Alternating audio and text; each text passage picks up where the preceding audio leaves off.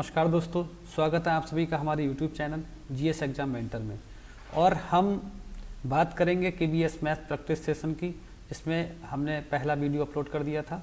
आज practice set second होगा आपका केबीएस का, जिसमें बहुत ज़्यादा महत्वपूर्ण प्रश्न जो है, जो आपके एग्ज़ाम के एंगल से है और एग्ज़ाम की दृष्टि से जो बहुत ज़्यादा महत्वपूर्ण प्रश्न हैं, उन प्रश्नों को ही केवल हम लाते हैं और उनको पूरे अच्छे तरीके से आपको समझाने की कोशिश की जाती है और बताया जाता है कि किस तरह से हम अपने एग्ज़ाम को क्वालिफाई कर सकें। तो ठीक है, हम अपने प्रश्नों की श्रृंखला को आगे बढ़ाते हैं।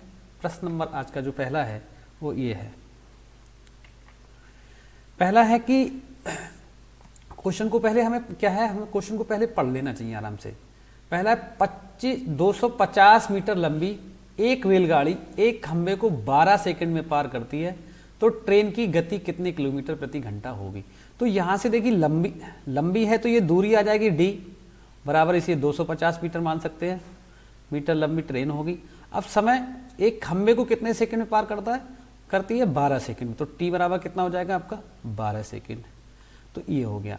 अब हमें निकालना क्या, स्पीड निकालना है। ठीक है, स्पीड निकालना है तो स्पीड बराबर आपका हो जाएगा d/t। जैसा कि आप जानते हैं चाल बराबर दूरी बटे समय होता है, तो उसी से निकल आएगा। तो दूरी कितनी है 250 अपॉन t, समय कितना आपका 12 सेकेंड। अब ये मीटर प्रति सेकेंड में है और हमारा आंसर जो हमें पूछा गया है वो किलोमीटर प्रति घंटे में है। तो मीटर प्रति सेकेंड को किलोमीटर प्रति घंटे में जब चेंज करते हैं तो 18/5 से मल्टीप्लाइड करते हैं, गुणा कर देते हैं। तो 5 सेकंड 5 5 25, 6 दूनी 12 और 6 तियाँ 18, ये आपका आ जाएगा। 2 एकम 2, 2 दूनी 4, 2 पंजे 10। तो आपका जो यहाँ पर बचेगा 25 तियाँ 75 किलोमीटर प्रति घंटा, 75 किलोमीटर पर आवर, ये आपका क्या होगा आंसर होगा। तो आंसर की बात करें, C is the right answer. Next question है 26.3 y 1000 क्वेश्चन, ये फाइंड करना है। तो देखिए इसमें बहुत सिंपल है।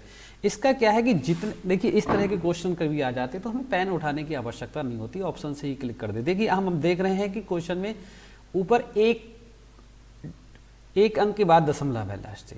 अब हमारे नीचे कितने जीरो हैं 3, तो 3 और लगा देंगे तो हमें संख्या को कुल मिला के 4 दशमलव के बाद पहुंचानी है। तो 4 दशमलव का मतलब ऑप्शन चेक करते हैं तो 0.0263 ये हो जाएगा, मतलब फर्स्ट पहला वाला आंसर सही होगा। Option 1 is the right answer. देखिए मैं बता देता हूँ, आपको समझा देता हूँ बहुत सारे केसेस में। ये देखिए 1 अगर 10 है तो इसे क्या लिखा जाएगा 0.1, मतलब ये सीधा सीधा हो गया कि जितना नीचे 1 के साथ जितने जीरो आएंगे ऊपर वाली संख्या को उतने के साथ दशमलव के साथ लिखा जाएगा। 1/100 अगर आपका है तो इसे क्या लिख लेंगे 0.01। अगर 1/1000 आपका है तो 0.001। मैं समझ रहा हूँ, अब आप समझ गए होंगे। ठीक है, क्लियर। नेक्स्ट क्वेश्चन, रोहित द्वारा 3 प्रश्न पत्रों में प्राप्त औसत अंक 52 है और चौथे प्रश्न पत्र में उसने 64 अंक प्राप्त किए हैं। तो रोहित द्वारा प्राप्त अंकों का नया औसत ज्ञात करना। इस पे आधारित शायद कल एक प्रश्न आया, तो आप देखिए हमें औसत वाले प्रश्नों को अच्छे से प्रिपेयर करना होगा, क्योंकि कल जो मैंने प्रैक्टिस सेट कराया था उसमें भी औसत वाला प्रश्न था और आज जो करा रहा हूँ इसमें भी औसत वाला प्रश्न है। तो आपको औसत से संबंधित सारे प्रश्नों को बहुत अच्छे से कर लेना होगा। तो नया औसत की बात करें तो ये तो आप कर ही सकते हैं, बहुत अच्छे से मैं बताए थे कल। नया औसत देखिए डायरेक्ट कर देते हैं। देखिए कितने प्रश्न पत्रों में 3, कितने अंक आए 52 प्लस, अब चौथे में कितने आए 64। अब कुल कितने प्रश्न पत्र हो गए भाई, 3 पहले थे 1 चौथा, तो टोटल कितने हो गए 4। 52 तियाँ 156 प्लस 64/4।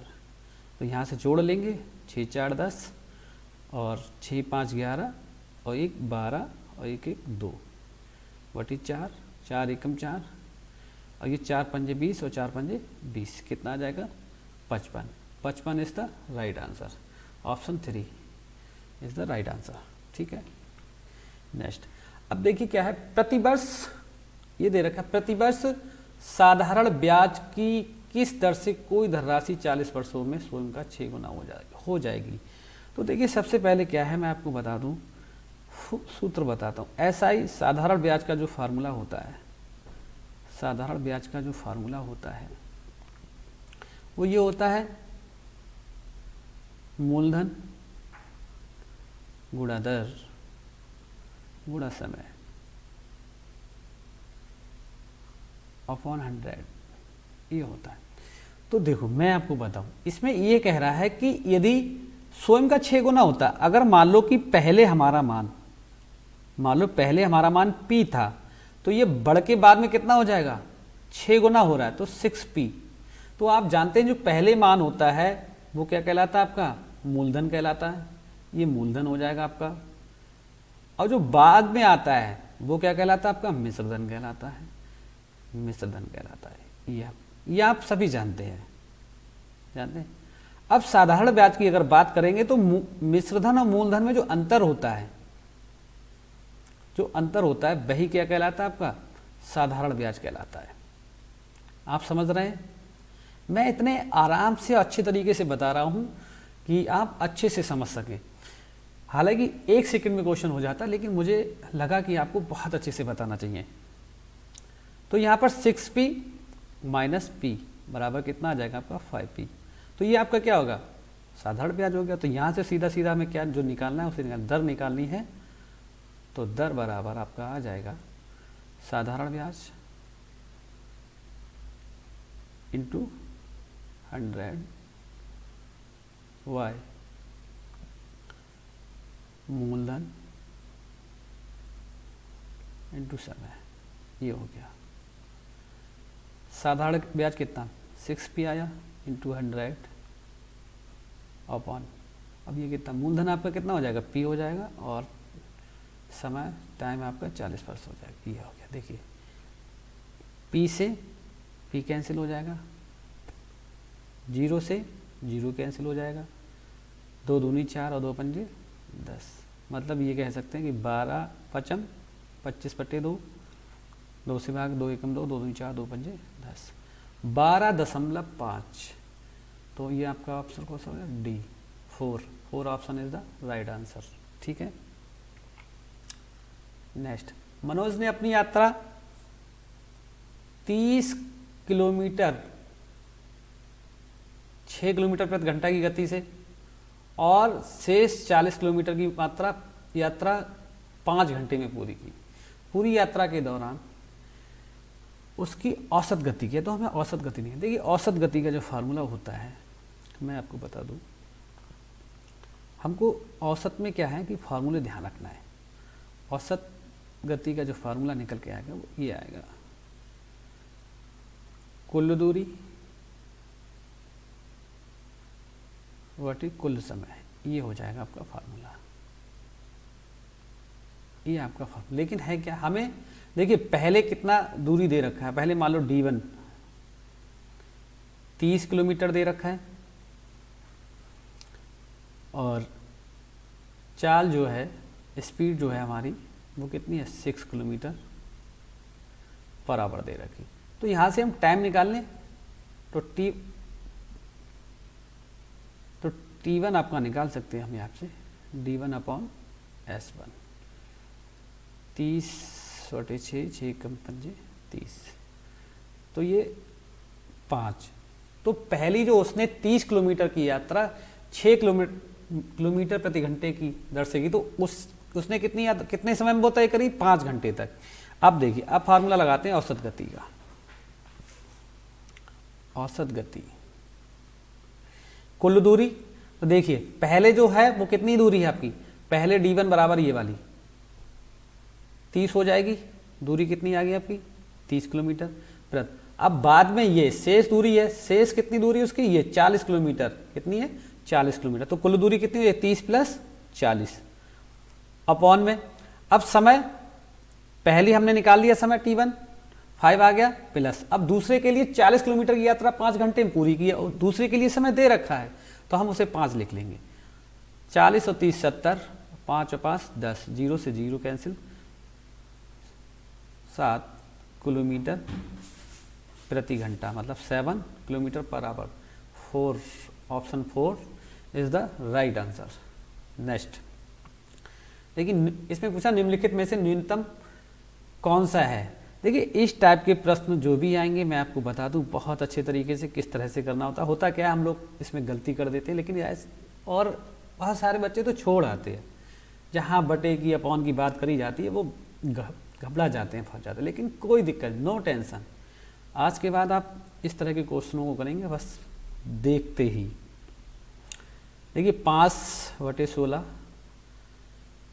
3/8, 1/4 और 1/2। देखिए इस तरह का कहीं भी आपका अगर भिन्न में सीरीज मिल रही है और भिन्न में ये पूछा जाता है कि कौन सी संख्या बड़ी होगी छोटी होगी, तो आपको भाग देने की आवश्यकता नहीं है। आप भाग देते हैं फिर उसे लिखते हैं, ये कुछ नहीं करना। आपको बहुत सादा तरीका बताता हूँ मैं। देखिए हम क्या करेंगे, हर को बराबर कर लेंगे किसी भी तरह से।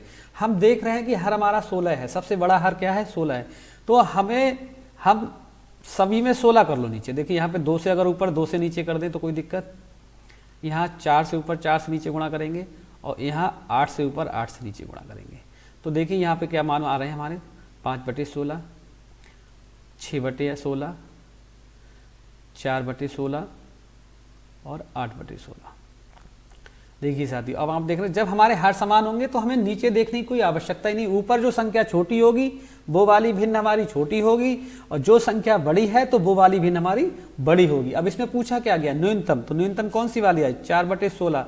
अब 4/16 भिन्न जो हमारी कौन सी है 1/4, तो second option is the right answer. ठीक है, तो हमारा 1/4 जो भिन्न होगा वो न्यूनतम होगा। ध्यान रखेंगे, बहुत बेहतरीन कॉन्सेप्ट मैंने बताया आपको।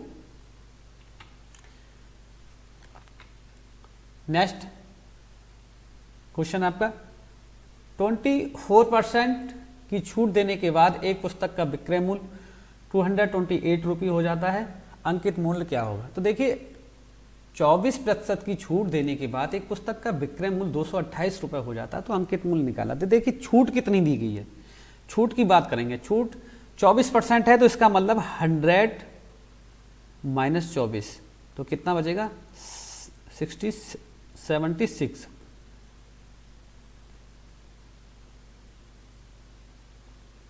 76 हो गया। तो इसका मतलब हमने जो पुस्तक को बेचा था, पुस्तक का जो विक्रय मूल्य था वो कितना था, वो 76% था। मतलब ये कह सकते हैं सीधे सीधे डायरेक्ट कर लें 76% इक्वल 28 रुपीज़।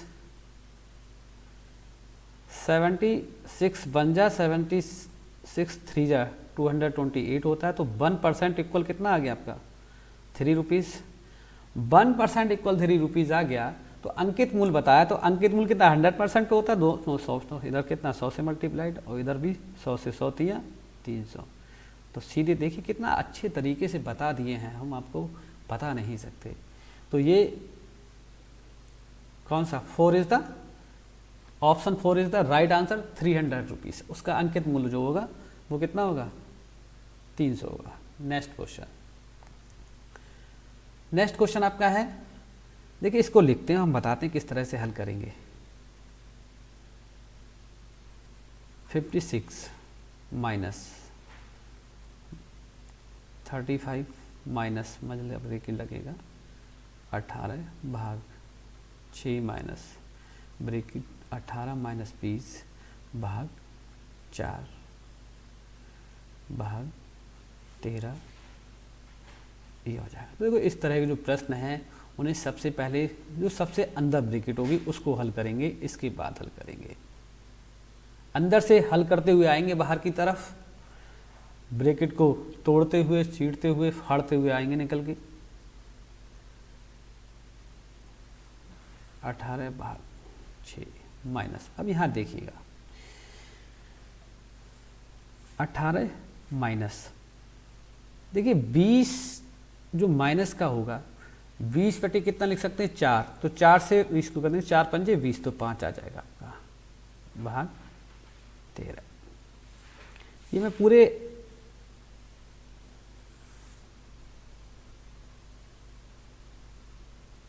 सही तरीके से करा दे रहा हूँ आपको, हालांकि बहुत शॉर्ट भी हो सकता है, लेकिन आप अच्छे से देख लो, इसके बाद आप जब दोबारा रिपीट करेंगे तो खुद ही शॉर्ट कर लेंगे। ठीक है, देखिए 18 में से 5 आएगा, लेस कट रहा है, माइनस हो रहा है, तो कितना आ जाएगा 13, और यहाँ भी 13 ही है अपॉन में, तो यहाँ कितना आ जाएगा 13। इस तरह से ये हो जाएगा आपका। तो यहाँ से जो है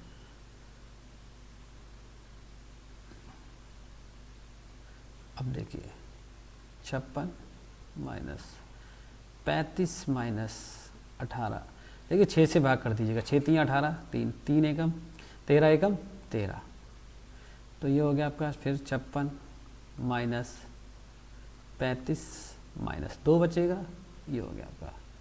अब देखिए 56 माइनस यहाँ पे कितना बचेगा 33, 35 में से 2 जाएगा 33 बचेगा आपका, तो 33 बचेगा कितना था, 6 में से 3 जाएगा 2 3, और 5 में से 3 जाएगा 2, तो यहाँ कितना आ गया आपका 23, मतलब second is the right answer. देखिए हमें क्या करना है, मैं आपको बता दूं, सिंप्लीफिकेशन से संबंधित एक महत्वपूर्ण बात आपको बता दूं कि सिंप्लीफिकेशन में हमें ध्यान रखेंगे कि सबसे अंदर वाली ब्रैकेट को सबसे पहले हल करेंगे, इसके बाद उससे बाहर वाली ब्रैकेट को, उसके बाद से, इस तरह से हम अंदर से बाहर की तरफ निकलते हुए आएंगे।